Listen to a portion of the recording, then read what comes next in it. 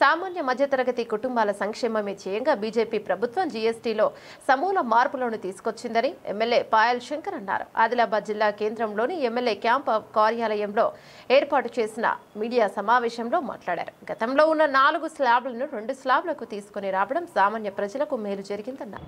నరేంద్ర మోడీ గారు ప్రధానమంత్రి అయిన తర్వాత ఈ రోజు వరకు దేశంలో పార్లమెంట్లో తీసుకుంటున్నటువంటి అనేకమైనటువంటి నిర్ణయాల వల్ల దేశం గొప్పగా అభివృద్ధి చెందుతూ ప్రపంచానికే నాయకత్వం వహించే దిశగా ఈరోజు భారతదేశం ప్రయాణం చేస్తున్నది.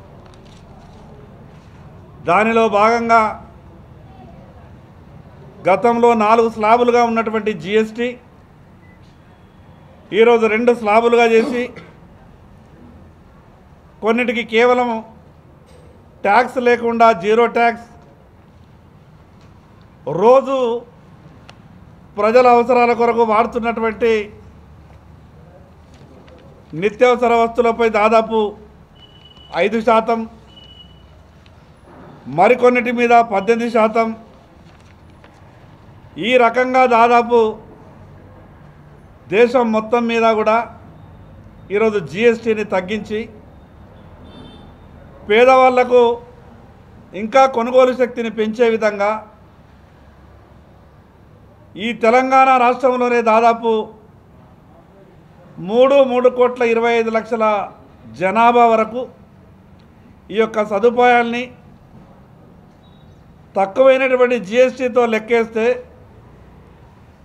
తెలంగాణ రాష్ట్రంలోకి దాదాపు 35 నుంచి 40 వేల కోట్ల రూపాయలు ప్రజలకు ఈరోజు ఆదా అయ్యేటటువంటి అవకాశం ఉన్నది. దేశంలో పనిచేస్తున్నటువంటి కొన్ని రాజకీయ పార్టీలు, అదేవిధంగా దేశంలో కూడా కొన్ని రాజకీయ పార్టీలు ఉన్నాయి. ప్రజలకు ఎప్పుడు మంచి జరిగినా వాళ్ళకి ఎందుకో కడుపు మంట ఉంటుంది. నరేంద్ర మోడీ గారు ఏ మంచి నిర్ణయం తీసుకున్నా కూడా వాళ్ళకి ఎందుకో విపరీతమైనటువంటి బాధ అనిపిస్తుంది.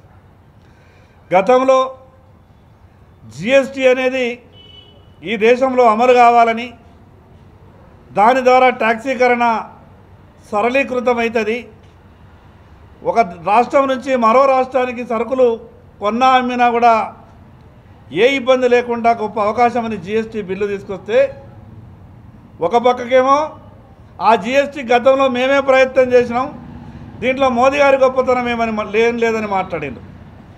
తర్వాత ఏం మాట్లాడిందంటే ఈ జీఎస్టీ వల్ల విపరీతమైనటువంటి ఇబ్బందులు ఉన్నాయని మాట్లాడిండు. మళ్ళీ జీఎస్టీ ధరలు ఎక్కువైనాయని మాట్లాడిండు. ఈరోజు ధరలు తక్కువైతే రాష్ట్రాలకు పడిపోతున్నటువంటి ఆదాయాన్ని ఎవరు భరించాలని కొత్తగా మాట్లాడుతున్నారు. ఒక పక్కకేమో ప్రజలకు మంచి జరగాలని అంటారు, కానీ మంచి జరిగే నిర్ణయం తీసుకుంటున్నప్పుడు ప్రభుత్వాలకు ఆదాయం పడిపోతున్నది కదా, ప్రత్యేకంగా తెలంగాణ రాష్ట్రానికి ఆదాయం పడిపోతున్నది కదా, దీని సంగతి ఏంది, ప్రజలకు ట్యాక్స్ తగ్గిస్తే జీఎస్టీ తగ్గిస్తే మాకేం సంబంధం అనే విధంగా కొన్ని రాజకీయ పార్టీలు మాట్లాడే ప్రయత్నం చేస్తూ ఉన్నాయి. ఈరోజు రోజు వాడుకునేటటువంటి లేదా ఆహారంకు సంబంధించినటువంటి విషయాలు కావచ్చు, డైరీ ఉత్పత్తులు కావచ్చు, దినంలో వాడుకునేటటువంటి దాదాపు ప్రతి వస్తువు మీద కొన్నిటి మీద ట్యాక్సే లేదు, కొన్నిటి మీద 5%, కొన్నిటి మీద 18%. ఈరోజు ప్రత్యేకంగా ఇండ్లు కట్టుకునేటటువంటి వాళ్ళకైతే ఒక గొప్ప